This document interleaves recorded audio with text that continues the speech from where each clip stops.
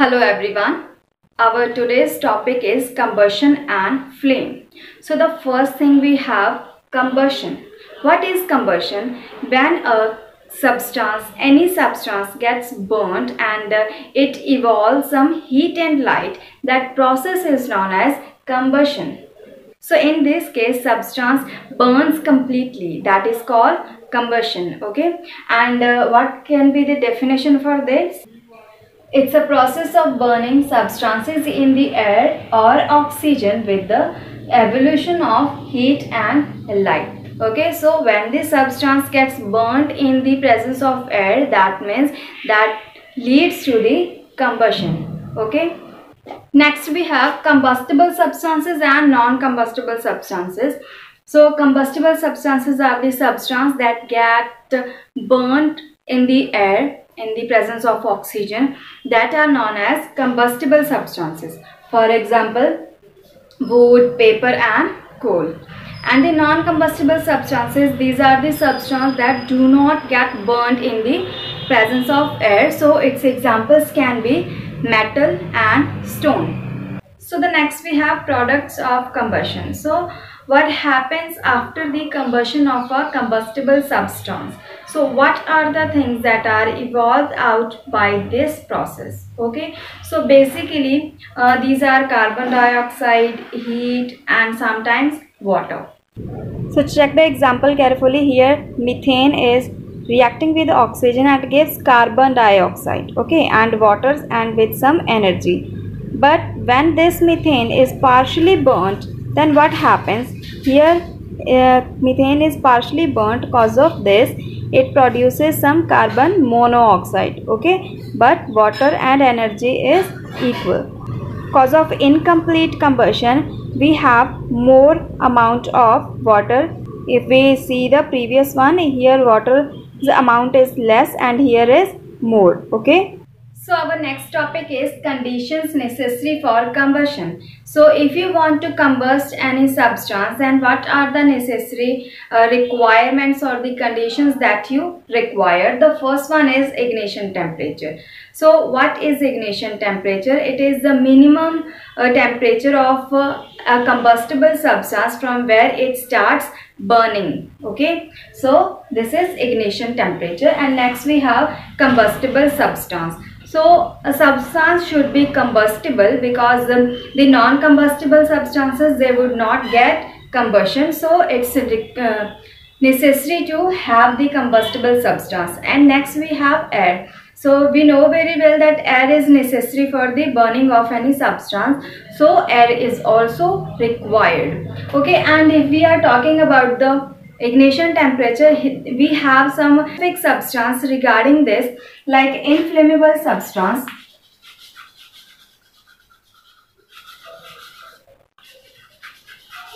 So what are called inflammable substance? So these are the substance whose ignition temperature is very low, so hence they can easily catch fire. For example, your LPG, your petrol. So these are called inflammable substance. Their ignition temperature is very low, hence they can catch fire easily. Okay, so this is inflammable substance. Next we have types of combustion. So how this combustion takes place in different manners. So the first one is rapid. So in the rapid case, the combustion takes place very rapidly. Okay, for example, you are just burning the LPG in your houses. Okay, so by the one clicking of your lighter, it just lights up, right? And this is rapid, and mostly this rapid combustion takes place with the inflammable substances. And the next we have spontaneous combustion. So in this kind of combustion, the substance bursts out with some flames. So here flames are there, and even this is also a quick. So its examples can be like burning of hay. That means when you just burn the dry leaves, then it gets fired easily, means evenly quickly, and it turns into the flames. Okay, And the next one we have explosion. So explosion, when you just burn something, it gets exploded with a heat and light and having loud sound. That is known as explosion. For example, burning of crackers.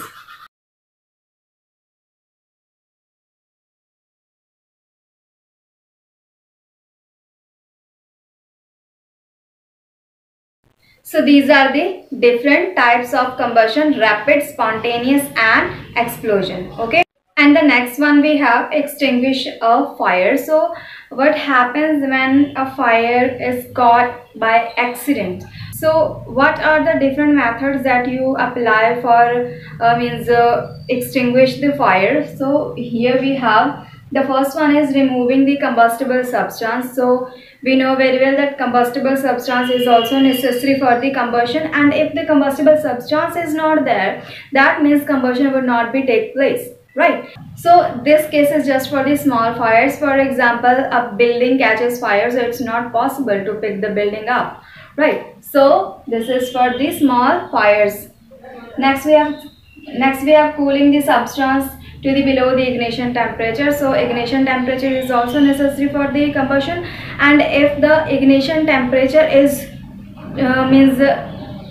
more, that means it would take some time for the combustion. Okay. And if we just keep the temperature of the substance below the ignition temperature, that means that in that case we can extinguish the fire. And next one we have cutting off supply of air. So air is also necessary for combustion. So if air is not present, that means combustion would not take place. So for this case we have different fire extinguishers. What is an extinguisher and what can be the types? So what is the difference between all these three? Okay. So this is the structure of a fire extinguisher. So what are the different parts of it? First of all, this is knob, okay, and this is a bottle, and this is container. Okay, so in bottle and container we have different type of compounds. Okay, so our first type is soda acid type of fire extinguisher. So what are the things that we put inside it for extinguish the fire? So if we talk about the container, so it has sodium bicarbonate. Okay, so this is sodium bicarbonate, and in the bottle it has sulfuric acid. So when both the reactants they combine together, okay, and then they produce some sodium sulfate. Okay, and this sodium sulfate comes with water and carbon dioxide. Okay, and this carbon dioxide, it just cuts the supply of oxygen. Clear? Next topic of the chapter is flame. So what is flame? Just suppose you are just burning a coal. Okay, and you observe some yellow colored light on the coal. Okay, so what is these yellow colored lights called? They are called flame. Okay, and most of the combustible substances they just give flames also, but it is not compulsory for all the cases. For example, if you talk about the cigarette, okay, so cigarette, it does not give any flame, but it gives smoke, that means heat. Okay, and this is called flame. So these are the combustion of the chemical gases present in the particular substance. Okay, so basically this is the burning of gases. It is called flame. So let's clear the topic by taking example of a candle flame. So here we have a candle and its flame. So candle has two parts. This is wax and the another one is wick. So two parts it has. Okay, and when we burn the candle, it has it has four different zones. Okay, so the first zone we have non-luminous zone. So in this zone the combustion completely takes place and it is the hottest among all four. Okay, and here water vapors they just come in contact with the air completely, so cause of this it produces carbon dioxide. And in the next one, luminous, this zone, the just below this, so luminous zone, it is also known as the incomplete combustion zone. Okay, so here combustion does not take completely. Okay, and this one is bit less hotter than the upper one. And the dark zone, in this zone no any change occurs. That means here wax vapors do not come in contact with the air. Okay, and this area is the least hot. Okay, and in the and at the base we have blue zone. So in that blue zone, here incomplete combustion starts, so cause of this it produces carbon monoxide. Clear? So these are the different zones of the our candle flame. So the next we have calorific value. So like we have a lot of combustible substances and they give different amount of heat when they are burnt. Okay, and that heat is measured in the term of calorific value. Okay, so what can be the definition for this? Amount of heat liberated when 1 kg of fuel is burnt completely in oxygen or air. Clear? And the unit in which this is measured, that is joule per kilogram. That means, okay, so this is the SI unit of calorific value. Now we have characteristics of good fuel. So when you can say that your fuel is good. Okay, so first is ignition temperature. So fuel's ignition temperature should be low so that it can be burnt easily. Next we have calorific value. So its calorific value can be more so that it can liberate more heat. Okay, and next, moderate rate of combustion. So if the substance burns with the moderate speed or moderate rate of combustion, that means it can go last long. Okay, next, does not cause pollution. So your fuel can be pollution free. The last one we have leaves less residue. So what does it mean? So if the fuel is releasing less amount of residues and some fine particles, that means it would not harm our environment more. Okay, so we know very well that the fine particles and the residues, they get into our body also and they can affect our respiratory tract. So these are the different characteristics of a good fuel.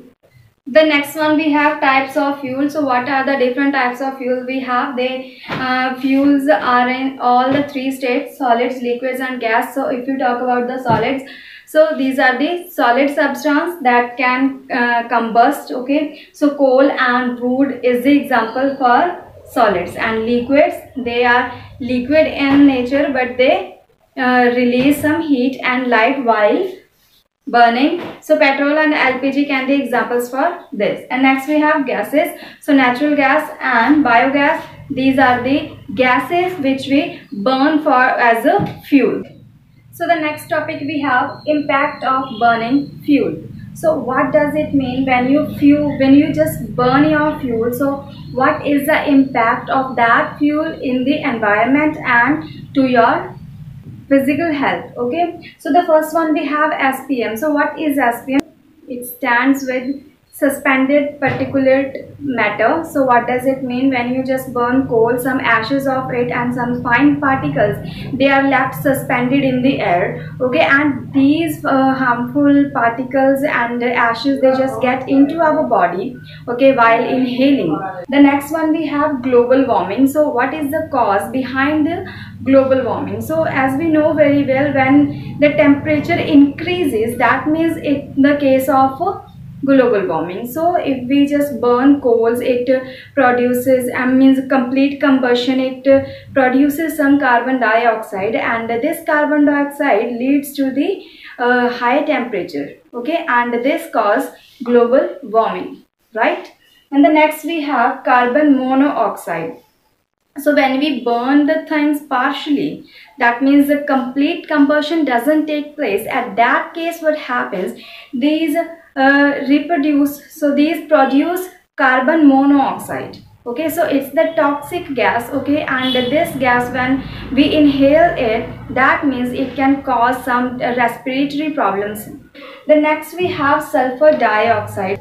We know very well that this sulfur is also present in the atmosphere, and what happens when this sulfur reacts with oxygen and further with the water, it produces nitric acid, and this nitric acid is responsible for the acid rain. Okay, and this acid rain can affect our buildings. Okay, the next one we have lead compounds. You know, in vehicles, that petrol we use, in that this lead compounds are also added for the less friction of engine. Okay, so it acts as a lubricant also. Okay, when this burns with the petrol, then they produce some toxic and gases. Okay, and these means toxic gases can affect our respiratory problems, respiratory tracts, and the environment also. So right, the next we have oil spill. So in the petroleum refineries, when we just refine or extract petroleum, at that case the leftover petrol, it is just on the ground, and this further goes to the seas and oceans. Okay, and this can lead the death of the aquatic animals. And the last one we have radiation pollution. So what is radiation pollution? So in the nuclear power plant, when we just burn the nuclear fuel, in that case it produces some radiations. These harmful radiations, these are known as radiation pollution, and it affects the environment. Okay, so this is all about the impact of burning fuel. So students, here our chapter completes, and in the next video we will come with our next chapter.